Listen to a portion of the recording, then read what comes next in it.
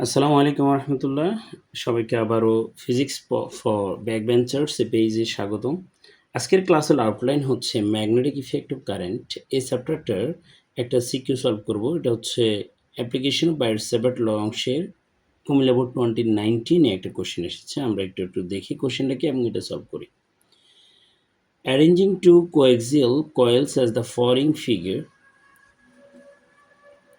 a student observed that the produced magnetic field of 9.42 into 10 inverse 4 Tesla was found at the center of coil by passing current through first coil only.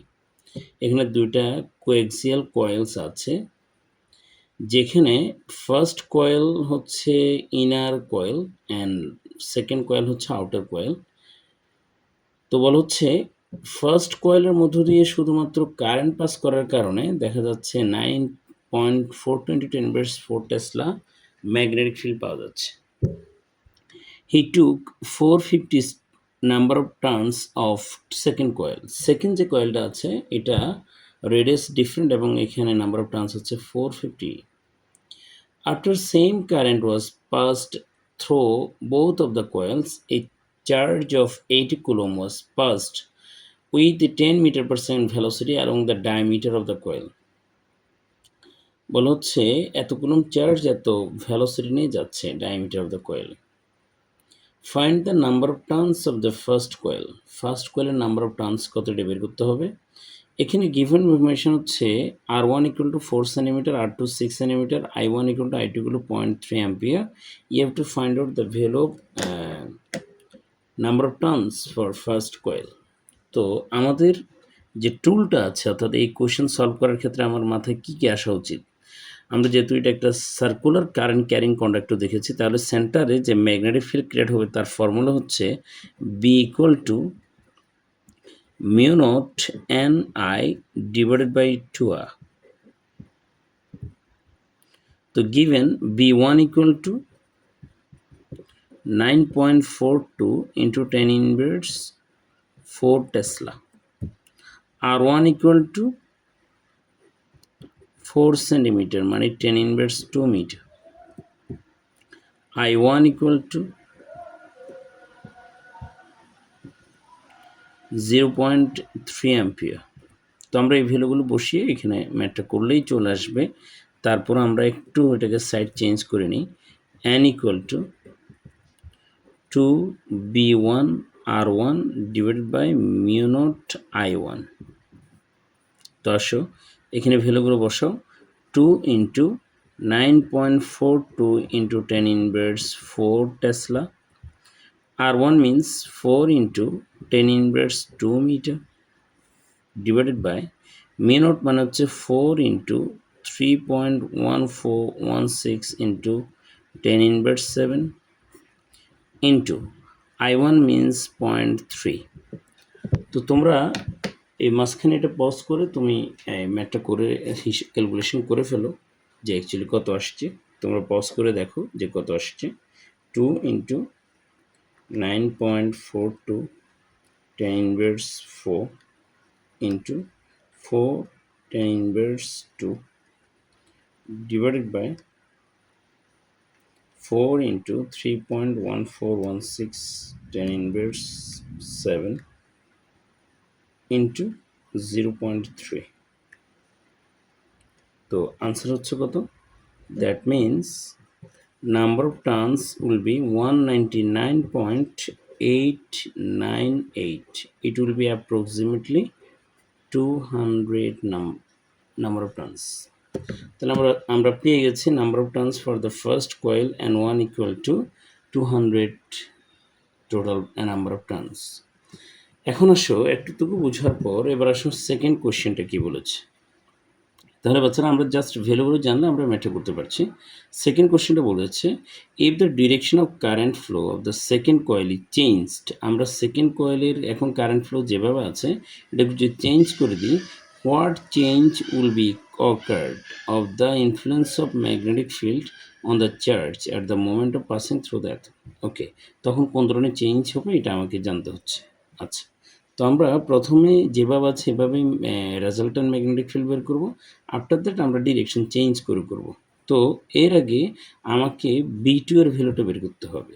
তো B2 equal to mu naught N2 I2 divided by 2R2 given. তুমি দেখো এখানে second কয়েলের radius দেওয়া আছে 6 × 10⁻², actually centimetre আছে যেহেতু I2 দেওয়া আছে, এবং নাম্বার অফ টার্নস N2 কোয়েশনে বলে দিয়েছে এটা হচ্ছে 450। তো আমরা এখানে ভ্যালুগুলো বসালে দেখো চলে আসবে ভ্যালু।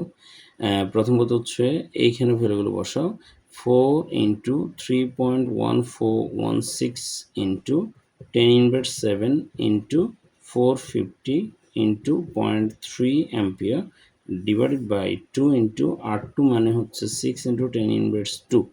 তো তুমি জাস্ট ভ্যালুটা বসাও কত আসে দেখো, 4 × 3.1416 into 10⁻7 into 450 into 0.3 divided by 2 into 6 10⁻²। তোমরা যখন নিচে একাধিক ভ্যালু থাকবে, দুইয়ের মানে একের অধিক ভ্যালু থাকলে তুমি ব্রেকেট ইউজ করবো, অর্থাৎ ক্যালকুলেটরের ক্ষেত্রে ব্রেকেট ইউজ করবে। তাহলে এখানে ভ্যালু আসে 1.41372 ইন্টু 10⁻³ টেসলা। এ হচ্ছে আমাদের B2 এর ভ্যালু। এখন আসো আমরা ফিগার ড্র করতে হবে, রেজাল্টেন্ট বের করতে হবে। তো দেখো বাচ্চারা, প্রথম ফিগারটা আমরা যদি ড্র করি দেখো এরকম, আর সেকেন্ড ফিগারটা আমরা যদি ড্র করি এটা হবে এরকম।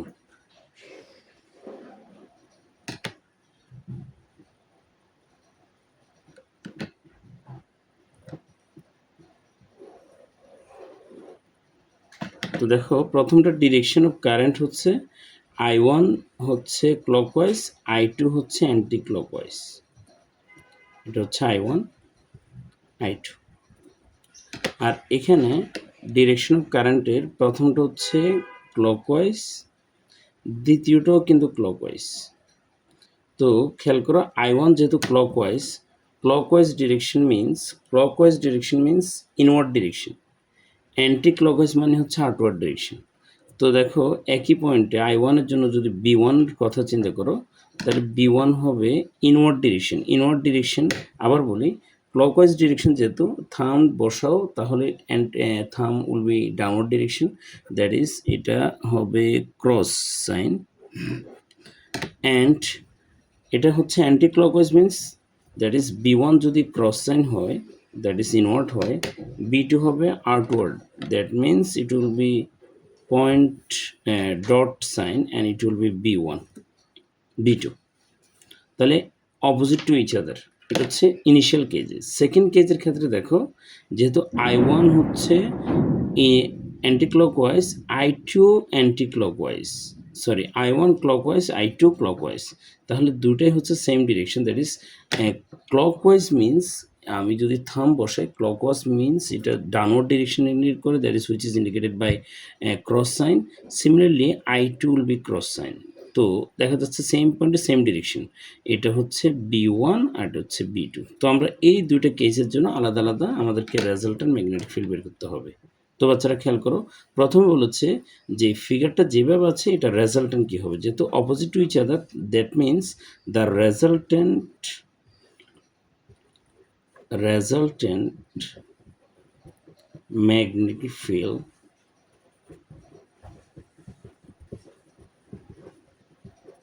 will be equal to larger value minus smaller value, because opposite to each other 180 degree angle create করে আমরা দেখতে পাচ্ছি কোনটার ভ্যালু বেশি। আমার B2 হচ্ছে 1.413 ইন্টু 10⁻³ অ্যান্ড আমার B1 হচ্ছে 9.42 ইন্টু 10⁻⁴। তাহলে B2 is greater than B1, that means B2 minus B1। তো ভ্যালু বসিয়ে দাও, 1.414 বা 4 ইন্টু 10⁻³ মাইনাস 9.42 ইন্টু 10⁻⁴। তো আমরা এটা ক্যালকুলেট করি কত, 1.414 into 10 inverse 3 minus 9.42 into 10 inverse 4. That means it will be, that is resultant, initial resultant b equal to initially অর্থাৎ bi দিতে পারো তুমি 4.72 into 10 inverse 4 টেসলা। এবার আসো আমাদের সেকেন্ড কেজে, যেহেতু আমাকে বলছে ডিরেকশন চেঞ্জ করে দিতে, তো দুটোই সেম ডিরেকশন হলে অর্থাৎ ক্লকওয়াইজ হলে আমরা জানি ম্যাগনেটিক ফিল্ডের ডিরেকশন হবে ইনওয়ার্ড ডিরেকশন। তো ইনওয়ার্ড ডিরেকশনের জন্য রেজাল্টেন্ট হবে, যেহেতু same direction, it will be B final equal to b1 plus b2। তো আমরা ভ্যালুগুলো বসিয়ে দিই। b1 প্লাস b2 হবে, b1 মানে হচ্ছে 9.42 ইন্টু 10 ইনভার্স 4, and b2 হচ্ছে 1.414 ইন্টু 10 ইনভার্স 3। তো আমরা দুইটা অ্যাড করার পর b ফাইনাল কত পাই দেখি, 9.42 into 10 inverse 4 plus 1.414 into 10 inverse 3, it will be 2.356 into 10 inverse 3 tesla. তো আমি কোনটা বড় দেখা যাচ্ছে, আমাকে বলছে what will be the change of the, that is change যদি বের করি, দ্যাট মিন্স ফাইনালটা বেশি, ডেল্টা বি ইকুয়াল টু বিটা final minus B final minus B initial, চেঞ্জটা হবে 2.356 into 10 inverse 3 minus 4.72 into 10 inverse 4. Finally, it will increase. কত increase হয়েছে? minus 4.72 10 inverse 4. 1.884 into 10 inverse 3. Hence, B final will be B initial, and the increase of magnetic field in this case will be 1.884 into 10 inverse 3. তো তোমরা আশা করছি এই কোশ্চেনের সলিউশনটা বুঝতে পেরেছো। তো সবাই ভালো থাকো, ইনশাল্লাহ পরের ক্লাসে আবার দেখা হবে। আসসালামু আলাইকুম ওয়া রাহমাতুল্লাহ।